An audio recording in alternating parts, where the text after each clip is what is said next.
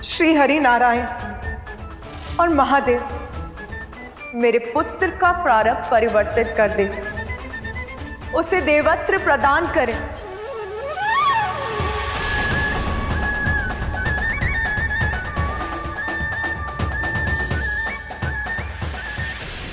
क्षमा करें माता, किंतु मैं आपका ये प्रस्ताव समझने में असमर्थ हूं। क्या केवल भोलेनाथ और आपके पुत्र होने मात्र गजानन को हम देवता के पद पर स्थापित कर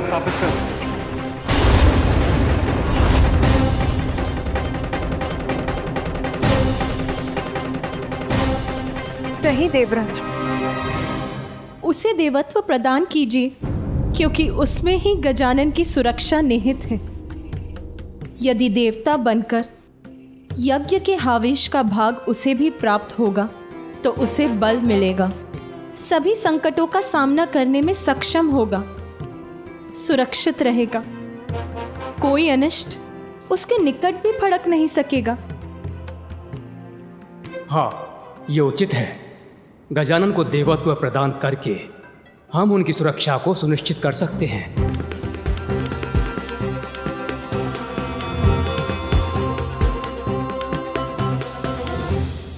किंतु प्रभु, इस संसार में अनेकों बालक हैं और वो भी नाना प्रकार की विपदाओं में घिरे हुए हैं। क्या हम उन्हें सुरक्षित करने मात्र उन्हें देवत्व प्रदान करते क्या ये उचित होगा? और यदि उचित नहीं है तो गजानन को केवल वंश के आधार पर देवत्व प्रदान कर देना उचित होगा।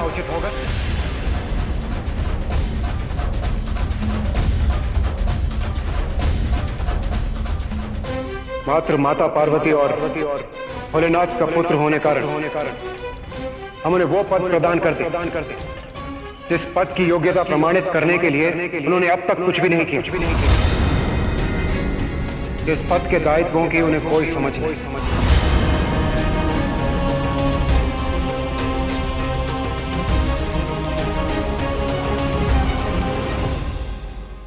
देवराज इंद्र, आप जो भी कहना चाहते हैं स्पष्ट कहिए। बताइए हमें आपका क्या प्रस्ताव है। क्षमा करें महादेव, किंतु मुझे आपके पुत्र से कोई द्वेष नहीं और ना ही मैं उसका कोई अहित चाहता हूं। जब उन्हें एक नवीन शीश की आवश्यकता पड़ी तो प्रभु वो मैं ही था जो उनके लिए शीश लेकर आया था। फिर मैं उनका अहित कैसे चाह सकता हूं प्रभु? इसलिए आप जो भी निर्णय लेंगे वो मुझे स्वीकार होगा। किंतु प्रभु, मेरा एक प्रश्न है, यदि आप अनुमति दे तो मैं पूछने का साहस करूं। प्रभु, क्या देवत्व किसी को भी इतनी सरलता से मिलना चाहिए?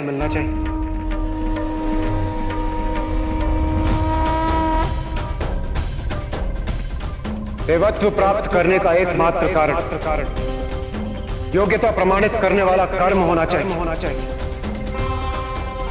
जन्म नहीं।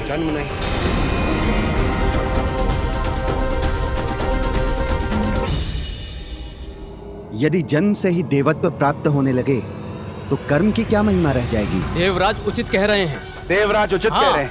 देवराज उचित ही तो कह रहे हैं। देवराज उचित कह रहे हैं। आप ही बताइए महादेव, क्या मैं उचित नहीं कह रहा?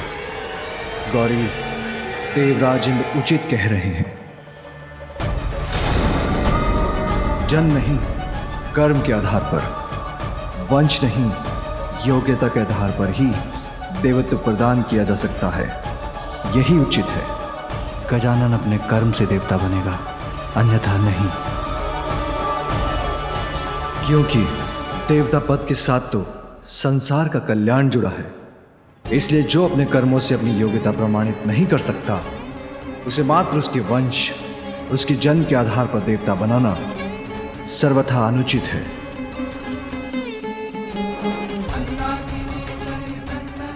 पार्वती मां है, उनकी ममता अपने स्थान पर उचित है, क्योंकि मां अपनी संतान के लिए कुछ भी कर सकती है।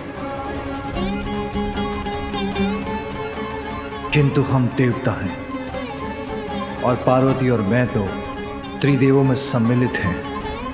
इसलिए हमारा दायित्व तो अन्य सभी देवताओं से बढ़कर है। दायित्व कर्तव्य के आगे निजी संबंध और निस्वार्थ का कोई मूल्य नहीं होता। इसलिए समय के साथ साथ मेरा पुत्र गजानन अपनी योग्यता प्रमाणित करेगा, तभी उसे देवत्व प्रदान किया जाएगा, अन्यथा नहीं।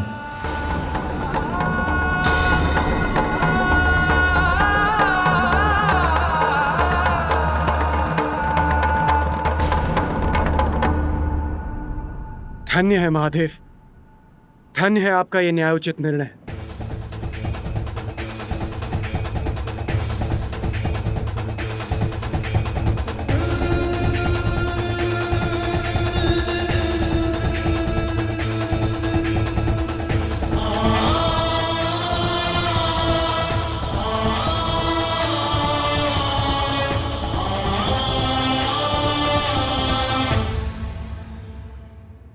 माँ, मुझे भूख लगी है। मैं बहुत भूखा हूँ माँ। अब क्या मैं कुछ भोजन कर सकता हूँ?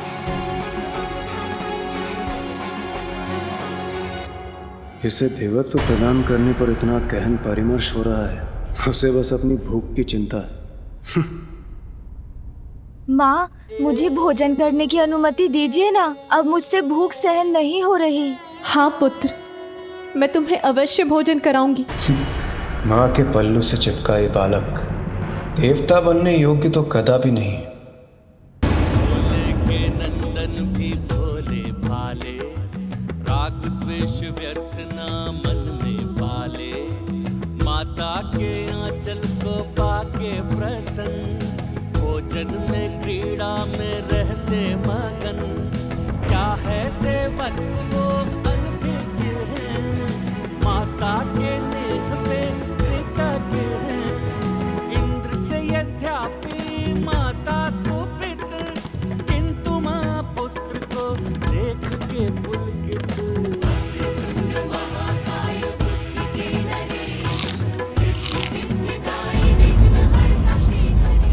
आनंद, अति आनंद माँ।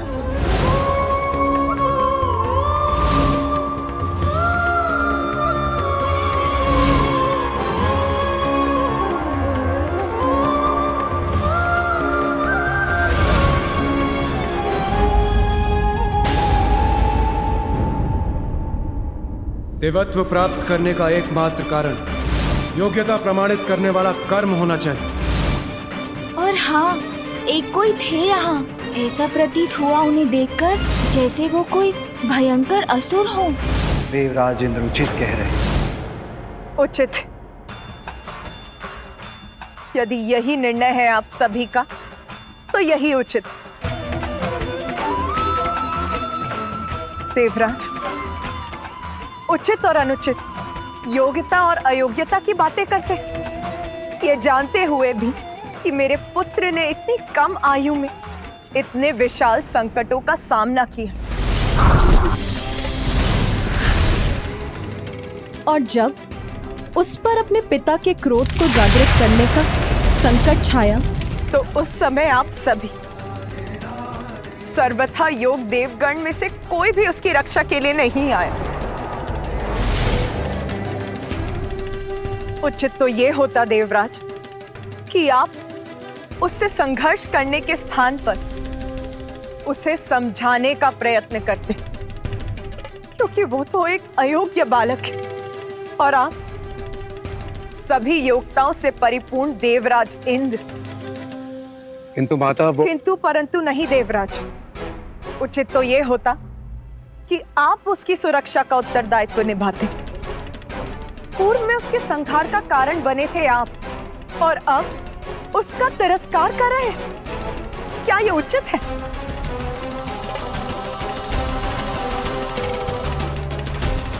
किंतु अब तो मेरे लिए आपसे कोई भी अपेक्षा करना ही अनुचित है। मैं हूं उसकी मां, जन्म दिया है मैंने उसे, सर्वथा समर्थ हूं मैं, तो उसकी रक्षा करने का दायित्व भी मैं ही निभाऊंगी।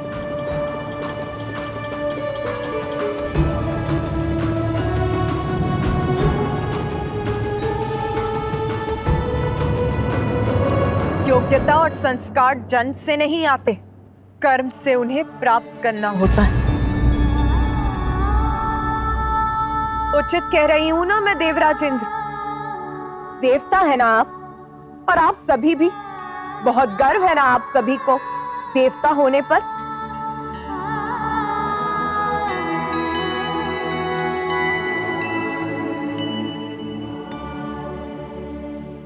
संस्कार और योग्यता, उचित और अनुचित के भेद बता रहे हैं ना?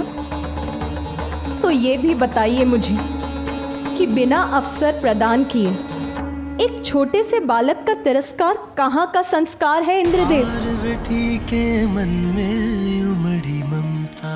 और रही बात योग्यता की, तो वो सभी में होती है। बस उसे निखारने के लिए उचित मार्गदर्शन और निरंतर परिश्रम की ही तो आवश्यकता है। के मन में उमड़ी ममता। अब मैं आपसे एक प्रश्न पूछती हूँ देवराजेंद्र, जब आपको आवश्यकता थी तो आपने मेरे पुत्र कार्तिकेय को सहस्त्र स्वीकार किया। अद्भुत बालक प्रेम लुटाती। महादेव पुत्र कार्तिकेय की स्वीकार ही नहीं किया, उसे देवताओं के सेना का सेनापति भी नियुक्त कर दिया। तब आप संकट में थे ना देवराज? स्वर्ग संकट में था, स्वार्थ था आपका। विपत्ति में उचित और अनुचित का भेद भूल गए हैं आप। और आज जब आवश्यकता नहीं है तो मेरे दूसरे पुत्र गजानन का तिरस्कार कर रहे हैं आप। परंतु माता, मेरा वो अर्थ अनर्थ आपका स्वार्थ नहीं निर्धारित करता इंद्रदेव।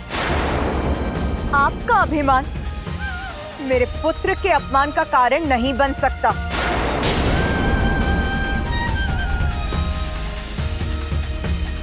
सुनिए सभी, मैं महादेव की अर्धांगिनी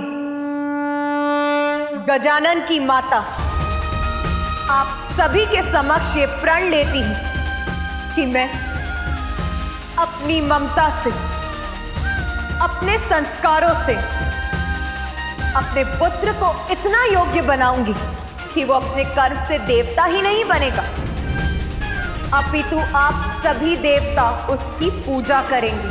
सभी देवता उसकी पूजा करेंगे। आप सभी देवता उसकी पूजा करेंगे।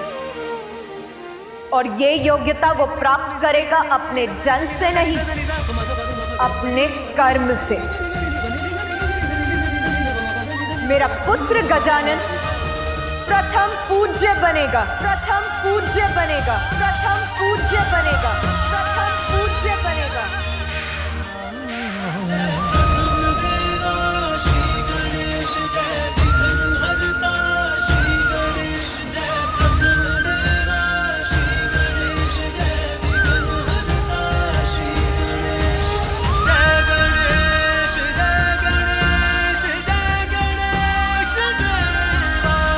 जय गणेश जय गणेश जय गणेश देवा। सभी एकत्रित हैं यहाँ।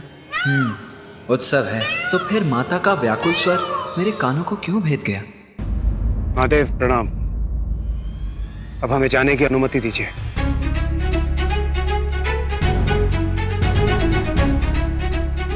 प्रणाम माता।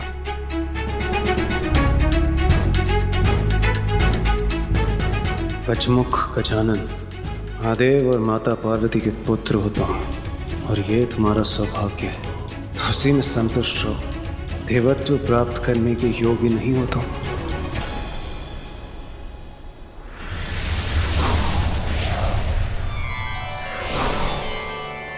महादेव, अब हमें आज्ञा दीजिए।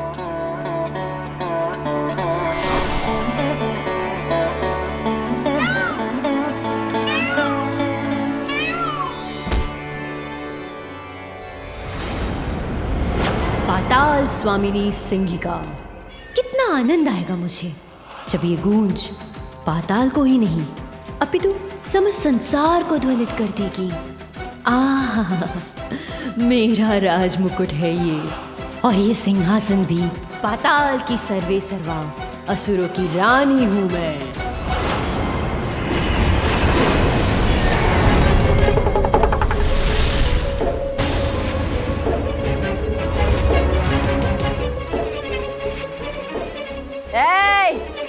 ऐसे नेत्र फाड़ फाड़ के क्या देख रहे हो? झुको मेरे समक्ष, अभिवादन करो मेरा। आज से इस सिंहासन पर मेरा अधिकार है। मैं हूं तुम्हारी रानी, मैं सिंघिका। क्योंकि अब तक तो उस मूर्ख सिंदूरा की कैलाश यात्रा उसकी मृत्यु यात्रा बन चुकी होगी। कैलाश जाकर महादेव और देवी पार्वती के पुत्र का वध करने चला था वो। ब्रह्मदेव के श्राप को झुटलाने चला था वो। अवश्य अब तक उसका अंत हो गया होगा। इसलिए अब सिंदूरा के सिंहासन, उसके साम्राज्य और उसके कक्ष पर मेरा अधिकार है। तो जाओ, जिन ऋषि मुनियों को तुम पकड़ कर लाए हो उन्हें मेरे समक्ष मेरा भोजन बना के प्रस्तुत करो। भूख लगी है मुझे, मुझे भोजन चाहिए, मुझे भोजन चाहिए, मुझे भोजन चाहिए।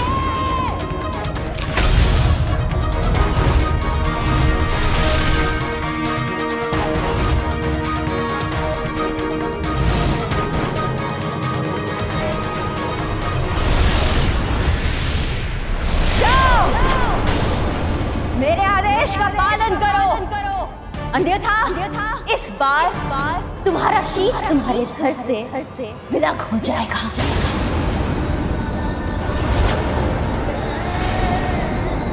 स्वामी, कुछ अनुचित तो नहीं कहा ना मैंने?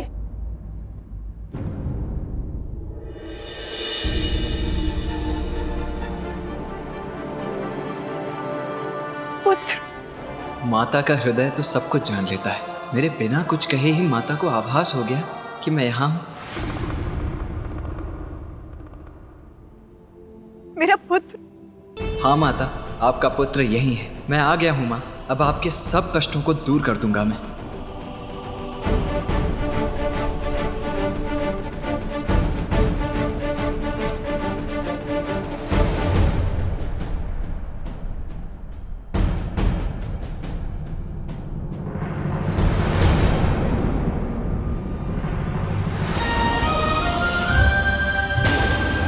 माता,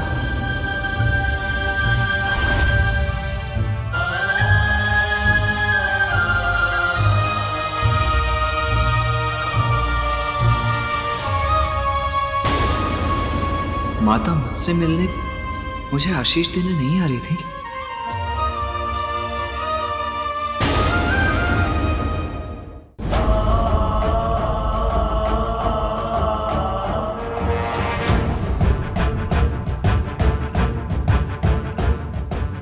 का स्पर्श भी न कर सके। उसके कोमल प्राण सभी विपदाओं से सुरक्षित रहे, बस इतना ही चाहती थी। माता ने मुझे देखकर भी मुझे अनदेखा कर दिया। कौन है ये जिसे मां अपना पुत्र बुला रही है?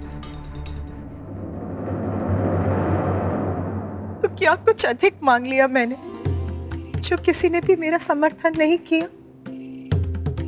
मेरे प्रस्ताव को अस्वीकार कर दिया, मेरे पुत्र का उपहास किया, तिरस्कार किया उसका।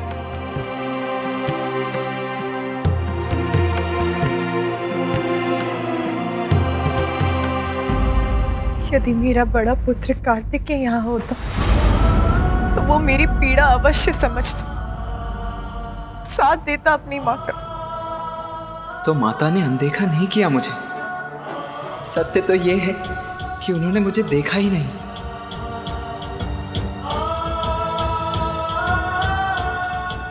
माता,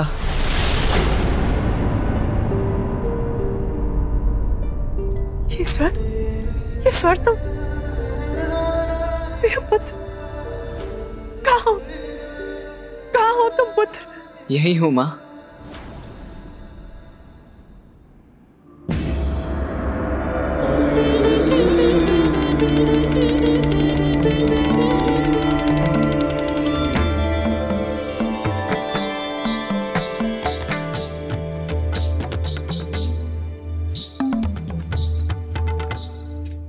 प्रणाम माता।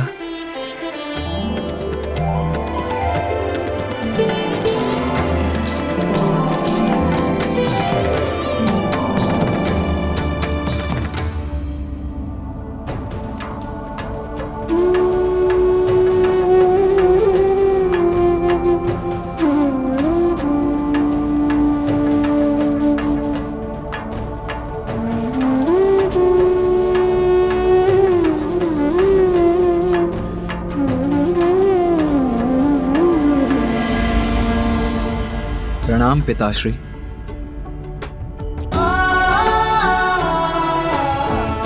आयुष्मान भव।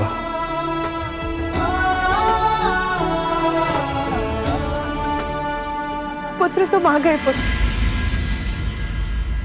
माँ का पुत्र तो मैं हूँ, फिर ये कौन है?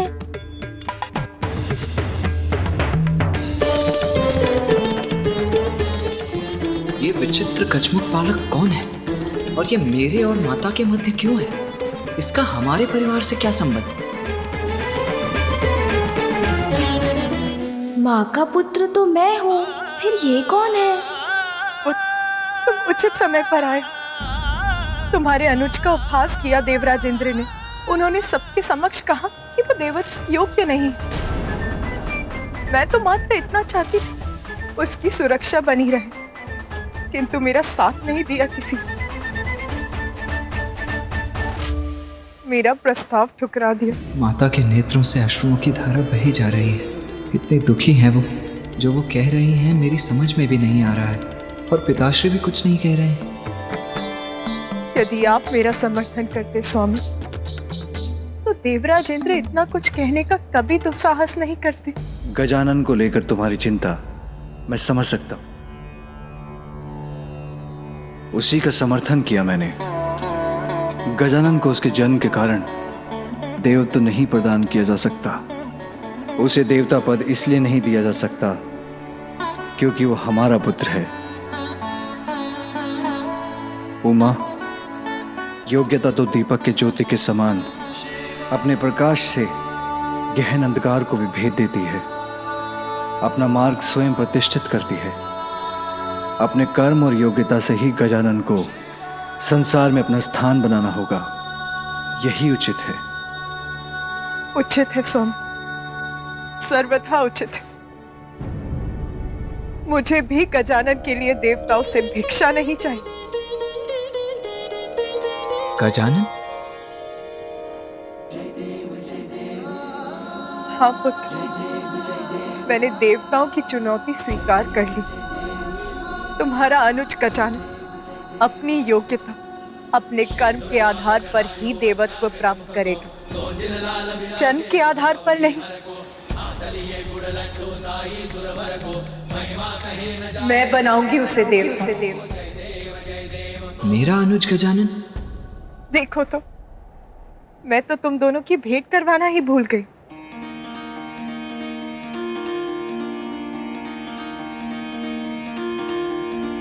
पुत्र गजानन, ये है कार्तिकेय, तुम्हारे बड़े भ्राता। और पुत्र कार्तिकेय, ये है तुम्हारे अनुज गजानन। ये है मेरा अनुज। आप मुझसे बड़े हैं ना? मेरे बड़े भैया है ना आप? हाँ। भैया! ये मेरी ओर क्यों दौड़ रहा है? भैया, मैं आपका छोटा भाई हूँ। अरे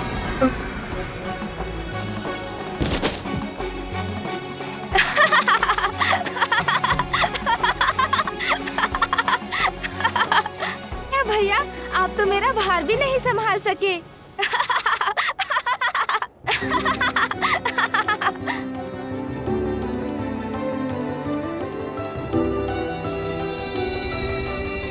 अच्छा, कोई बात नहीं भैया, गोदी में नहीं उठा सके, किंतु पृष्ठ पर तो उठा सकेंगे ना? अरे ये क्या कर रहे हो?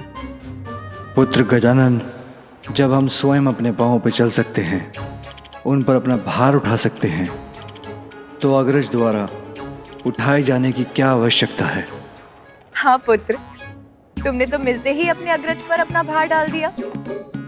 सर्वप्रथम अभिवादन तो करो। प्रणाम करो उन्हें। प्रणाम बड़े भैया।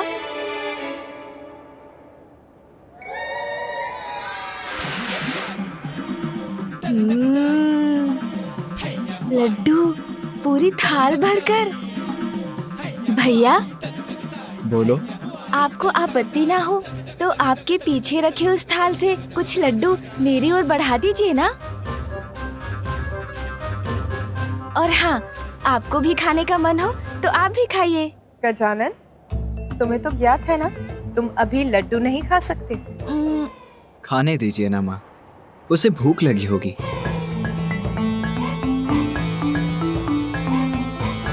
क्या हुआ माता, ऐसे क्यों देख रही हैं आप? माता, आप मुझे ऐसे क्यों देख रही हैं? क्या हुआ? कुछ नहीं पुत्र, ऐसा कुछ नहीं हुआ। माता का ध्यान तो गजानन पर ही केंद्रित है। मेरे प्रश्न का उत्तर नहीं दिया उन्होंने, और इसने वही प्रश्न पूछा तो उन्होंने उसका उत्तर दे दिया। पुत्र कार्तिकेय, मुझे कुछ आवश्यक कार्य करने हैं। उस समय में तुम अपने अनुज गजानन का ध्यान रखना।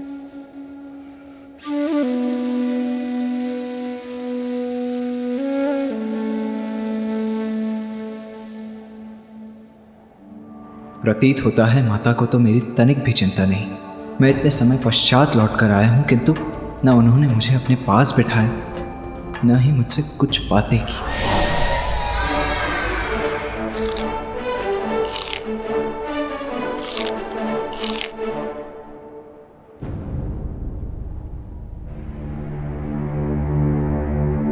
पुत्र, मुझे ज्ञात है अपने अनुज गजानन को लेकर तुम्हारे मन में अनेकों जिज्ञासाएं उत्पन्न हो रही होंगी। हाँ पिताश्री, मेरे जन्म और मेरे द्वारा ताड़कासुर के वध के पश्चात मेरे दक्षिण जाने के समय आपने माता को एक और संतान देने का वचन दिया था, किंतु ये गजमुख गजानन मेरा अनुज कैसे हो सकता है? तुम्हारे अनुज के जन्म और गजमुख प्राप्त करने के पीछे भी एक कथा है।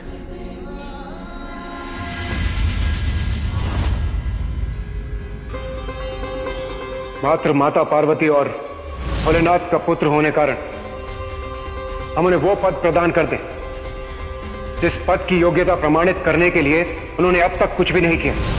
आज जो कुछ भी कैलाश पे हुआ वो उचित नहीं था। जो उचित था उसे उचित कहा, और जो अनुचित था उसे अस्वीकार किया। देवत्व प्राप्त करना इतना सरल नहीं है, और ना ही देवता बन देवता के दायित्वों का निर्वाह करना। बिना अपनी योग्यता प्रमाणित किए किसी को भी देवत्व प्रदान किया जाना सर्वथा अनुचित। इसीलिए देवता पद की महिमा को स्थापित रखने के लिए उचित का साथ दिया। जो हुआ वो उचित था या अनुचित, ये तो समय ही बताएगा। किंतु जो आपको करना था आप कर चुके स्वामी। फिर पुनः सभा बैठाकर सभी सभासद देवताओं से अपनी ही प्रशंसा को सुनने की आपकी इच्छा कहाँ तक उचित है स्वामी? देवराज इंद्र होने के नाते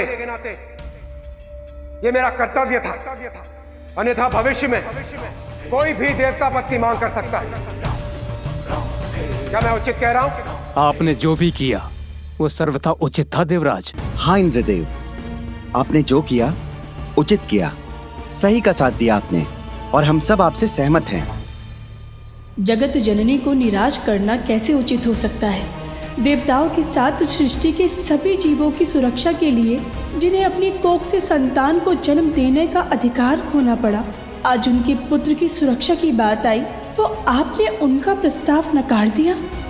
आपके इस कृत्य के लिए मैं माँ से क्षमा मांगूंगी स्वामी। भरपेट खाऊंगी मैं स्वादिष्ट भोजन। उस बालक ने अब तक तो सिंदूरा का वध कर ही दिया होगा। अब मैं बन चुकी हूँ पाताल लोक की रानी।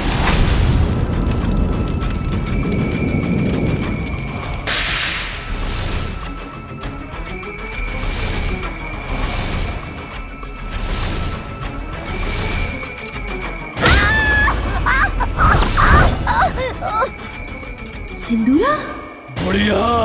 किस बात का इतना आनंद मनाया जा रहा है? तुम्हें क्या लगा कि मेरी मृत्यु हो गई? नहीं नहीं असुर सम्राट, अब तो महान है, सर्वशक्तिमान है। आपकी मृत्यु उस तुच्छ बालक के हाथों इसकी तो मैं कल्पना भी नहीं कर सकती। मुझे तो लगा कि आप उस बालक का वध करके आते ही होंगे। इसी विचार से मैंने आपके लिए स्वादिष्ट भोजन का प्रबंध किया। तो इसीलिए तुम मेरे सिंहासन पे बैठी थी। अब शब्द नहीं है तुम्हारे पास।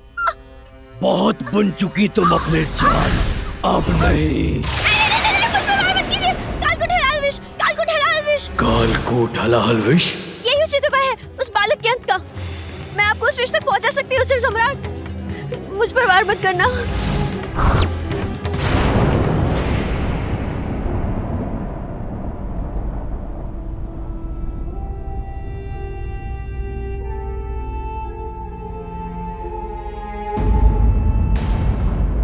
मेरे पीछे मेरी परछाई बनकर कौन आ रहा है?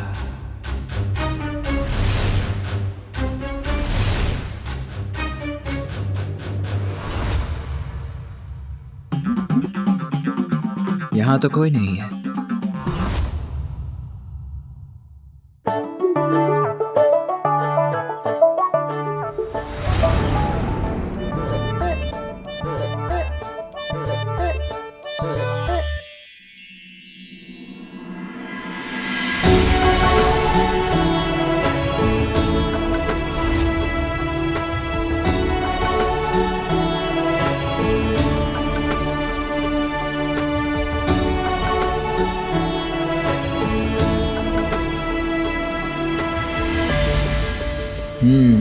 तो जो भी था उसने कक्ष में प्रवेश कर लिया है।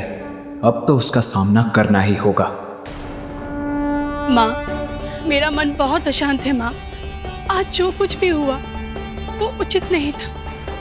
मेरे स्वामी से जो भी भूल हुई उसके लिए उन्हें क्षमा कीजिएगा माँ। मैं आपसे विनती करती हूँ।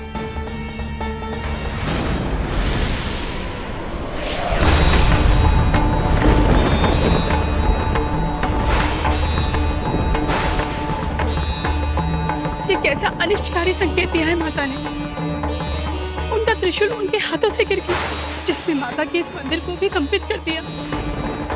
मानो जैसे देवलोक के भाग्य का प्रकाश ही मिट गया। दया कीजिए माँ अपनी संतानों पर, दया कीजिए।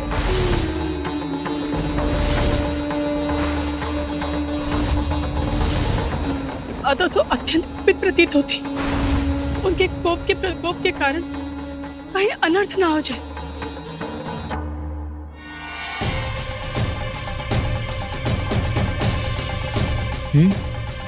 कोई नहीं, किंतु फिर मुझे ऐसा स्पष्ट आभास क्यों हुआ जैसे कोई मेरे पीछे। भैया,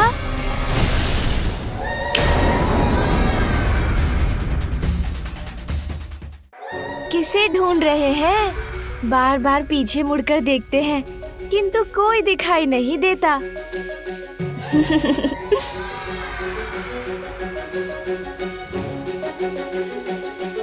मैं तो यहाँ हूँ आपके समक्ष। फिर बताइए ना, आप किसे ढूंढ रहे हैं?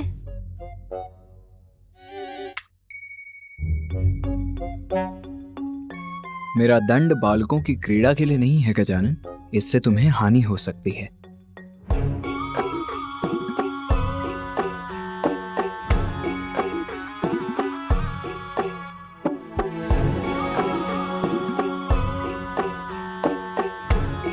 क्या हुआ?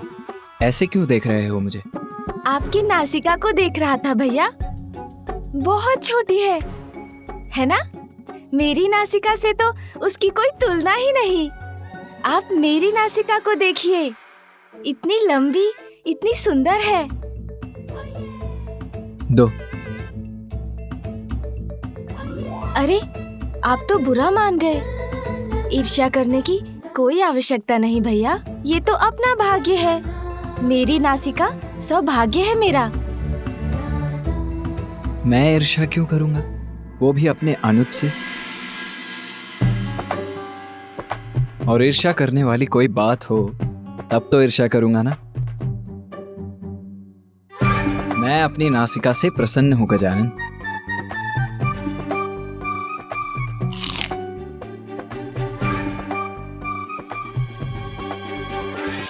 अब आपको कहना ही होगा ना कि आप प्रसन्न हैं।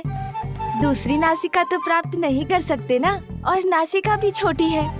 कोई बात नहीं, किंतु आपका शरीर कितने दुर्बल है आप। प्रतीत होता है ठीक से खाते भी नहीं आप। वो किस कारण? आपका मुख भी छोटा है, क्या इसलिए? योद्धा हूँ मैं, और योद्धाओं का शरीर ऐसा ही होता है गजानन। अब क्या हुआ? ऐसे अपना सर क्यों हिला रहे हो? कुछ नहीं, होगा क्या भैया, भाग्य है सबका। अब मुझे देखिए, माँ मुझे प्रतिदिन अपने हाथों से स्वादिष्ट फल खिलाती है, दुग्ध पिलाती है, तभी तो मैं और आप इस सुख से वंचित जो है।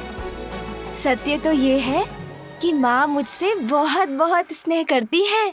माँ तो मुझसे भी बहुत स्नेह करती है गजानन। हो सकता है, किंतु मैं छोटा हूँ ना, कदाचित इसलिए पिताश्री, नाना जी, नानी जी सर्वाधिक प्रेम तो मुझसे ही करते हैं, और मैं आपका अनुज हूँ, इसलिए आप भी तो मुझसे अधिक स्नेह करते हैं, है ना भैया? हाँ गजानन, तुम तो अनुज हो मेरे। तो भैया, मैं आपके वाहन मयूर से भेंट कर सकता हूँ? बहुत चतुर हो तुम।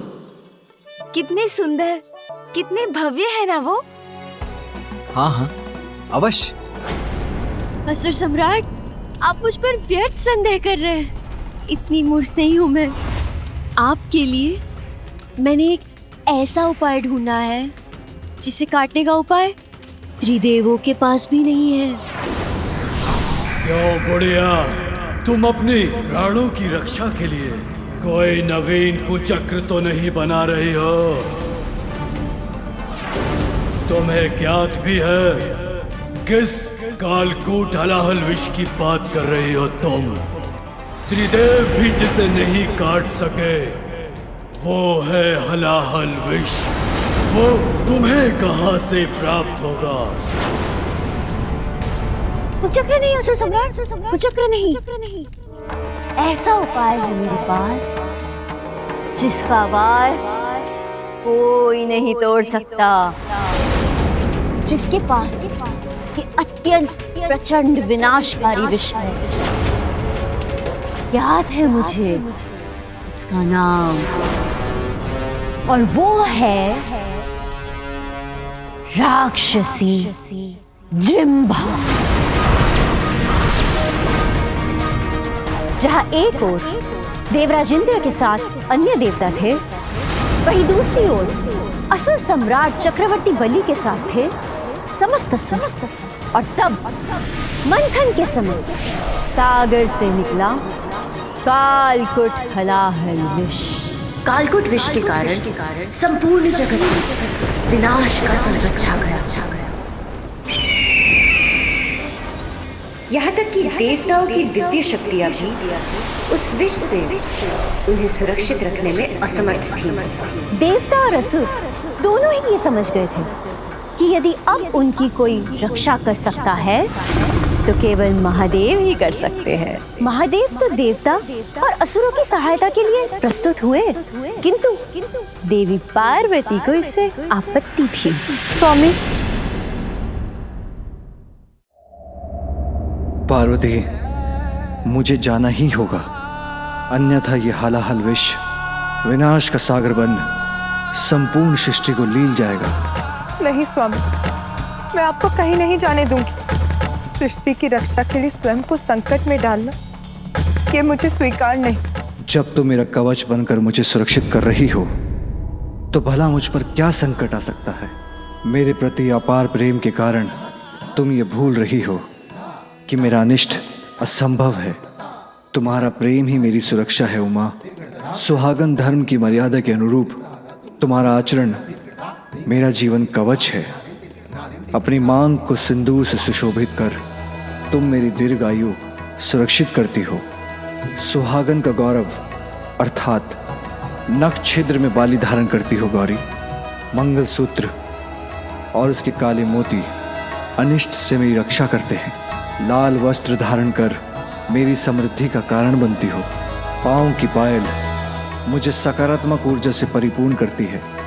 बिछियाँ धारण कर वंश वृद्धि में मेरी सहभागिनी बनी हो। जिसकी पत्नी इतनी सुमंगली हो, उसका कोई अमंगल कैसे संभव है? जब तुम्हारी अनंत शक्ति मेरे साथ है तो मुझे तुच्छ हालाहाल से कोई हानि कैसे पहुंच सकती है? पार्वती, किसी भी अनर्थ का संदेह अपने हृदय से निकाल दो प्रिय।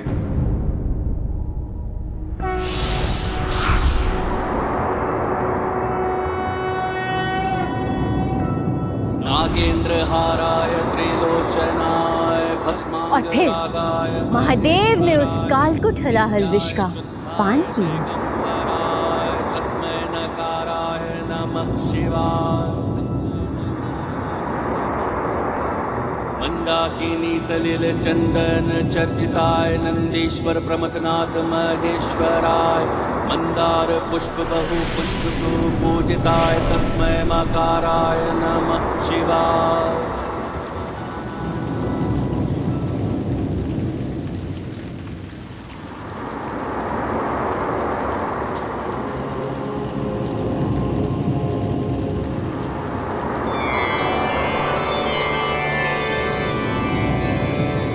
और फिर देवी पार्वती ने महादेव की ग्रीवा पे अपना हाथ रखकर विष को वहीं रोक दिया। स्वामी, संपूर्ण सृष्टि तो आपके भीतर ही समाई हुई है, इसीलिए इस विष को अपने शरीर में और आगे मत जाने दीजिए, अन्यथा संपूर्ण सृष्टि नष्ट हो जाएगी।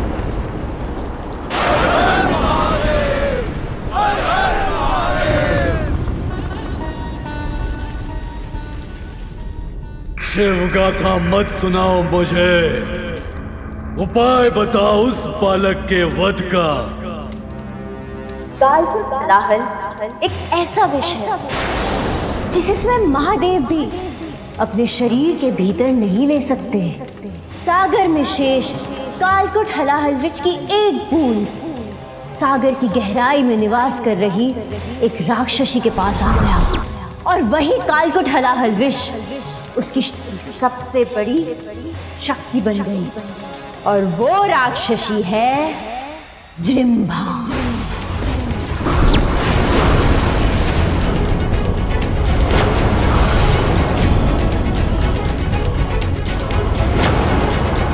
जो विष स्वयं महादेव ग्रहण नहीं कर पाए, उससे उनके पुत्र का क्या होगा?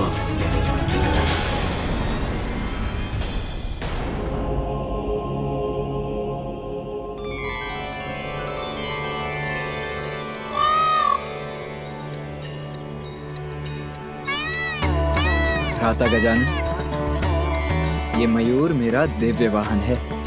मुझे इन पर अटल विश्वास है, इसीलिए ये मेरे प्रिय मित्र भी हैं। अच्छा, तो इन पर आरूढ़ होने में भी बहुत आनंद आता होगा ना? फिर तो इनमें आरूढ़ होकर देखता हूँ।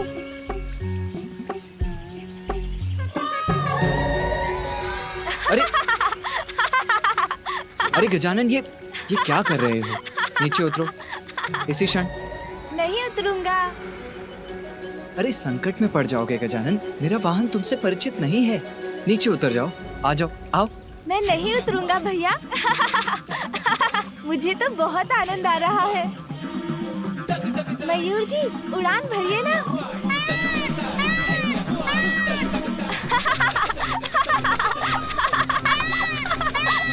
अत्यंत तीव्र वेग है मेरे वाहन का, उसकी गति तुम नहीं संभाल सकोगे गजानन। कुछ नहीं होगा भैया। रुक जाओ।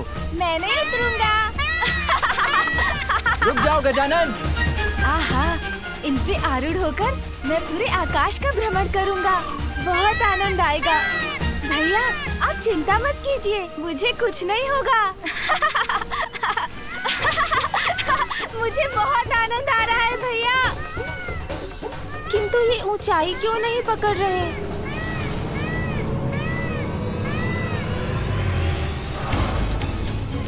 अरे, ये तो अपना संतुलन खो रहे हैं।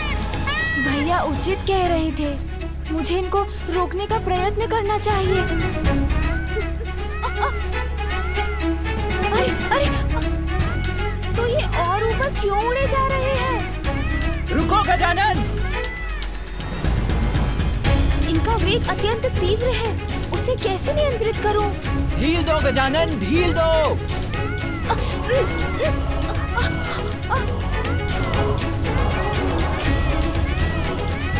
गजानन!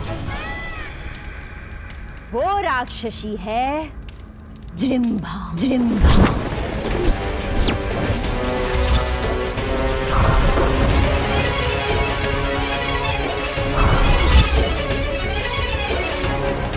कल्पना कीजिए, सोचिए असुर सम्राट, सोचिए, यदि उस कालकूट हलाहल विष की एक बूंद उस बालक के उदर में पहुंच गई तो? जृंभा।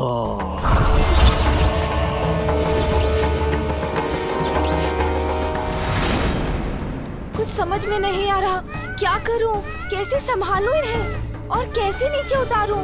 भैया जो कह रहे हैं वो भी मैं उचित प्रकार से सुन नहीं पा रहा। गजानन रुको गजानन, मैं जो कह रहा हूँ उसके विपरीत कर रहे हो तुम। डोर को खींचो मत, ढील दो। प्रतीत होता है गजानन मुझे सुन नहीं पा रहा है, किंतु कहीं उसके प्राण संकट में न पड़ जाएं।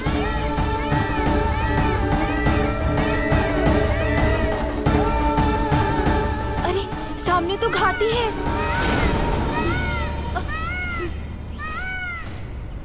अरे मेरा वाहन तो गजानन के साथ उस घाटी की ओर बढ़ रहा है, कैसे रोकूं उसे? पाताल का अधिपति असुर सम्राट सिंदूरा आदेश देता है, जहाँ भी है जृंभा इसी क्षण मेरे समक्ष प्रस्तुत हो। जहाँ भी है जृंभा इसी क्षण मेरे समक्ष प्रस्तुत हो। इसी क्षण मेरे समक्ष प्रस्तुत हो। जल में ये कैसी हलचल है? कौन है जो मेरी शांति भंग करने का दुस्साहस कर अपनी ही मृत्यु को ललकार रहा है?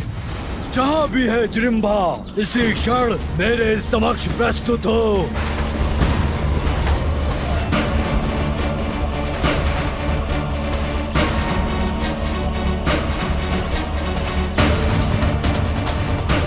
सूर सम्राट सिंदूरा। सर्वघाती है उसका विष, वो जहाँ जाती है वहाँ की वायु भी विषाक्त हो जाती है। आपकी मति भ्रष्ट हो गई है क्या असुर सम्राट, जो उसे यहाँ बुलाकर इतना बड़ा संकट मोल ले लिया आपने? शांत हो जाओ बुढ़िया, मेरा अंत नहीं कर सकता उसका विष।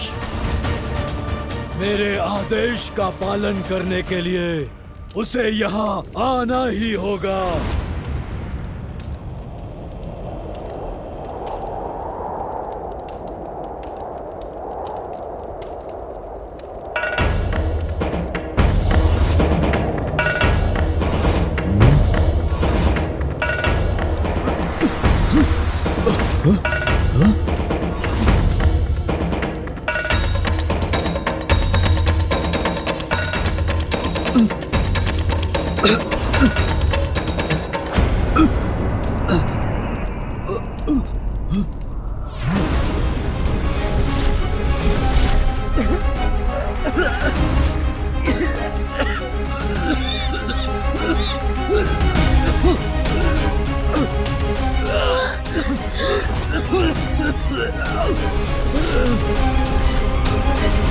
भयावह है ये धूम्र की आकृति जो यहाँ प्रवेश कर रही है। कदाचित सत्य कहा था बुढ़िया सिंगिका ने, भयंकर है ये जृंभा।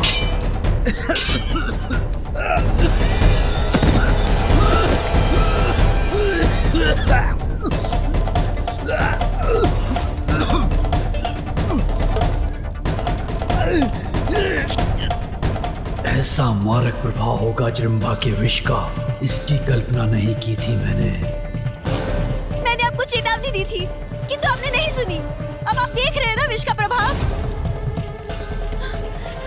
मेरी श्वास को ये क्या हो रहा है? जैसे किसी भयंकर शीत का प्रभाव हो। और ये शीत उत्पन्न हो रही है क्योंकि जृंभा यहाँ आ रही है। अब सर्वनाश होगा। देखिए, मूर्खता थी मेरी जो इस महामूर्ख को जृंभा को बुलाने का सुझाव दे दिया। अब कहीं मुझे अपने प्राण न गंवाने पड़ जाए।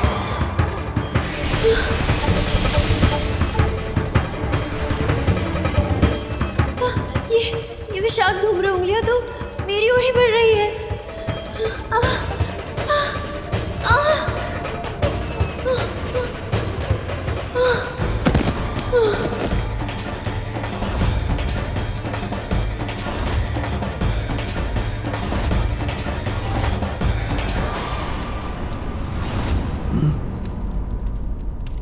बिना पूर्ण रूप से यहाँ पहुंचे ही इतना भीषण प्रभाव है राक्षसी जृंभा का।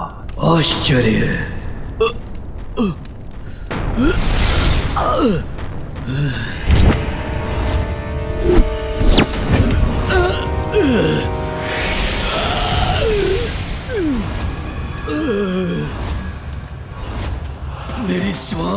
मेरी सांस क्यों बाधित हो रही है?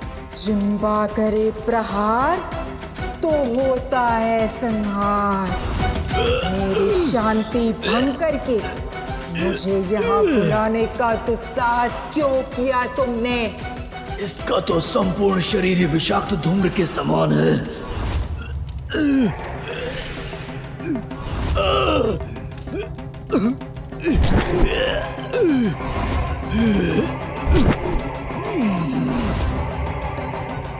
इसका विष तो मुझे भी प्रभावित कर रहा है, किंतु मेरी मृत्यु कैसे हो सकती है?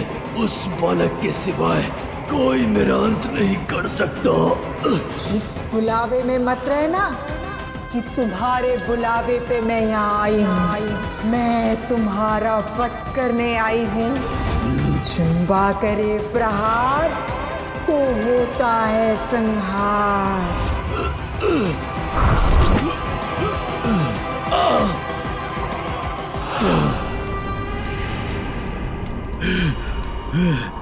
इससे आगे बढ़ने से रोकना होगा मुझे। आगे बढ़ने से रोकना होगा इन्हें, अन्यथा ये घाटी के ऊपर पहुंच रहे हैं। इन मयूर जी पर तो मेरा कोई नियंत्रण ही नहीं बन रहा है, किंतु मैं बहुत ऊंचाई पर नहीं हूँ। अभी कूद जाऊं तो संभव है सुरक्षित रहूंगा।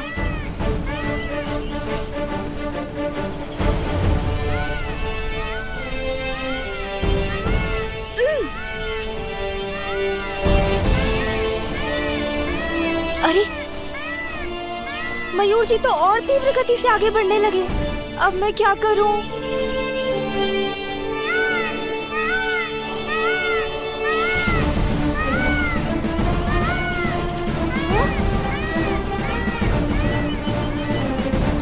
इसकी बात तो घाटी है, फिर तो उतरना असंभव हो जाएगा। गजानन रुको, गजानन! मयूर धीमे हो जाओ, नीचे उतरो। मैं जो कह रहा हूँ उसके विपरीत कर रहे हो तुम। डोर को खींचो मत। गजानन! भैया!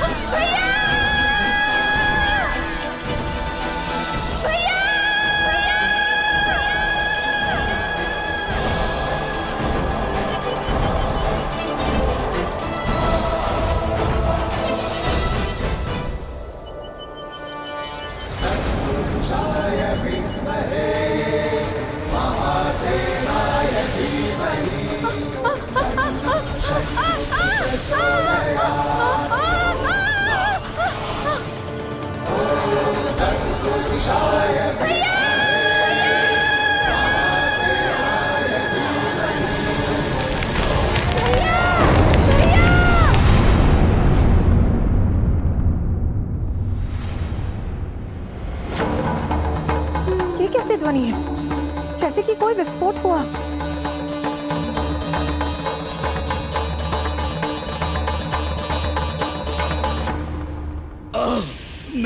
मेरी सांस क्यों अटक रही है? जिम्बा करे प्रहार तो होता है संहार, किंतु अब तक तो मैंने तुम पर अपने विष का वार किया ही नहीं। दुष्टा जिम्रा, वश में तो मैं करूंगा तुम्हें। विषमय अवश्य हो तुम, किंतु मेरी अपार शक्तियों से परिचित नहीं हो।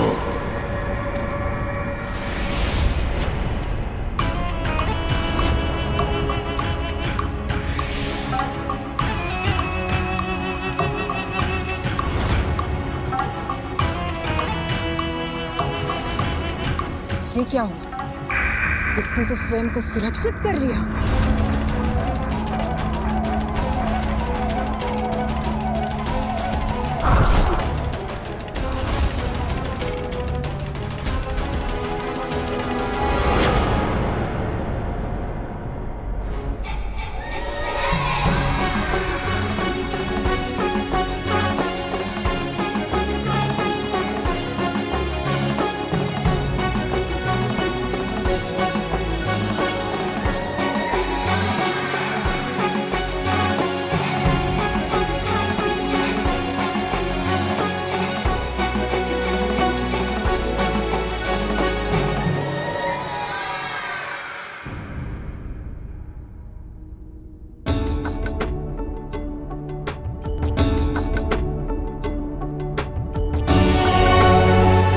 दोनों यहाँ, तो क्या इनके गिरने के कारण ऐसी ध्वनि हुई?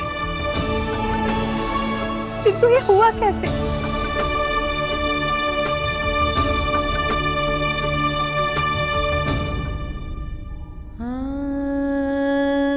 पुत्र, पुत्र क्या हुआ तुम्हें?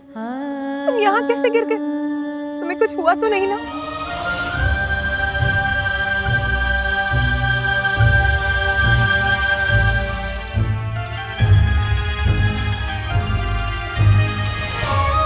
गिरा तो मैं भी हूँ, मैंने ही गजानन की रक्षा भी की है, किंतु माँ मुझसे नहीं उसी से पूछ रही हैं कि वो कुशल है कि नहीं।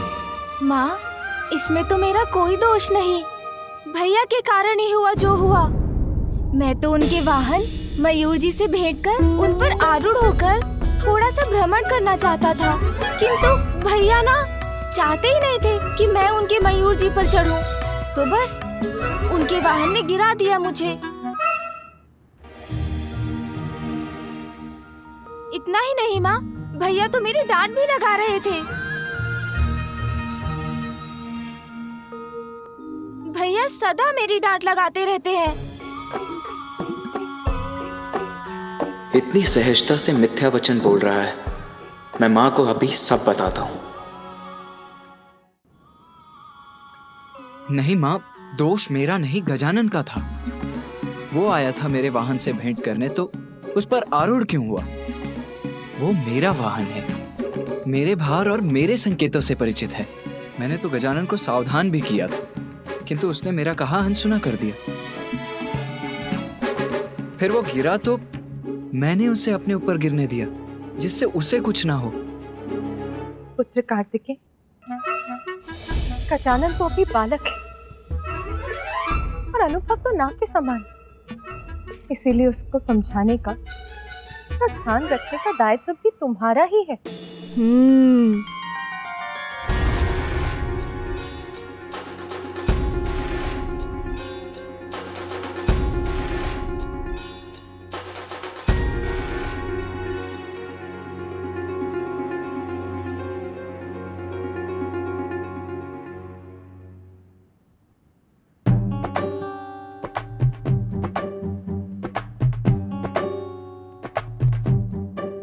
गजानन गजानन गजानन, यहाँ तो जैसे एक ही नाम गूंज रहा है। गजानन ये, गजानन वो। मैं समझ गया माता, आप सभी को मात्र उसी की चिंता है।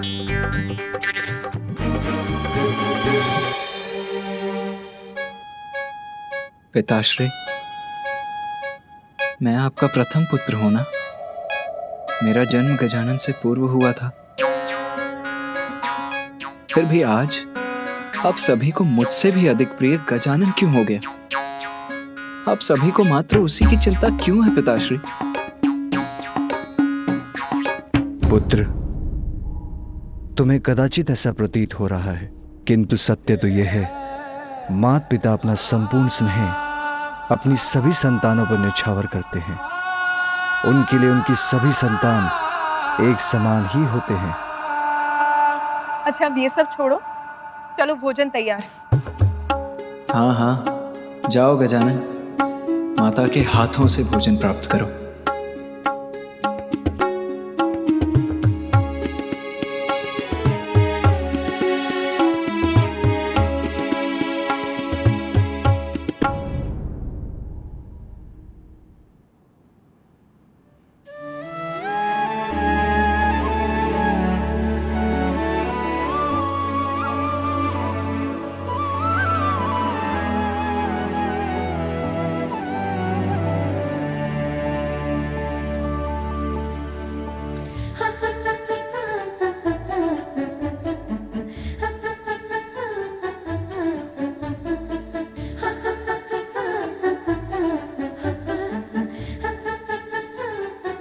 पुत्र कार्तिकेय, मैंने तुमसे भोजन करने के, चलने के लिए कहा।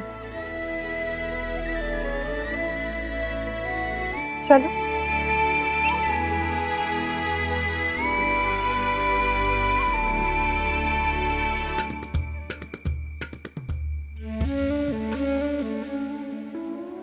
अरे, माँ मुझे नहीं खिलाएंगी, भैया को खिलाएंगी भोजन। भूख तो मुझे लगी है। अब जाओ कैलाश, करो अपना प्रहार और उस बालक का संहार। यह है मेरा आदेश, उसका पालन करो। तुम्हारा आदेश? हाँ, जिम्बा किसी के आदेश का पालन नहीं करती। जिम्बा वही करती है जो उसकी इच्छा होती है। मैं किसी का वध करूं और वो भी तुम्हारे लिए? कदापि नहीं।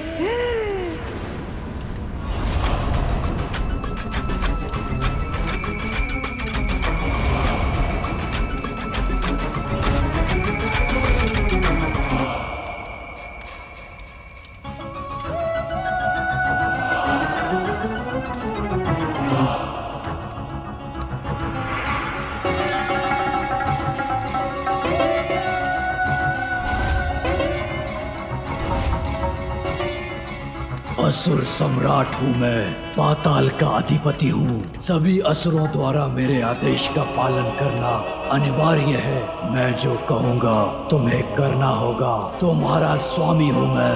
आप मेरे स्वामी हैं असुर सम्राट। जिम्बा करेगी प्रहार और आपके आदेश पर किसी का भी करेगी संहार। तो फिर मेरे आदेश का अविलंब पालन करो। जाओ कैलाश, वध करो उस गजमुख बालक गजानन का।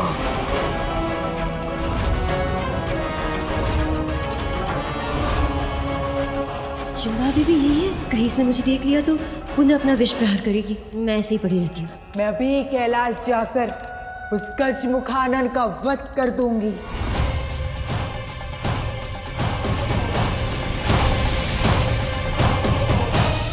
दुष्ट बालक, अब जिम्बा करेगी तुम्हारा भक्षण और कोई रक्षा नहीं कर सकेगा तुम्हारी।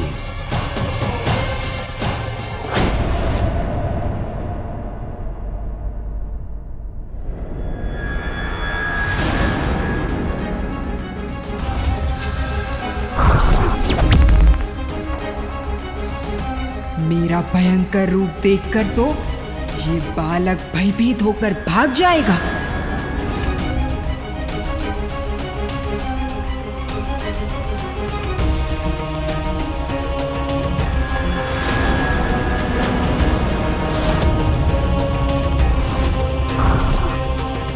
गजमुख बालक, तुम्हारे अपने ही तुम्हारी मृत्यु का कारण बनेंगे।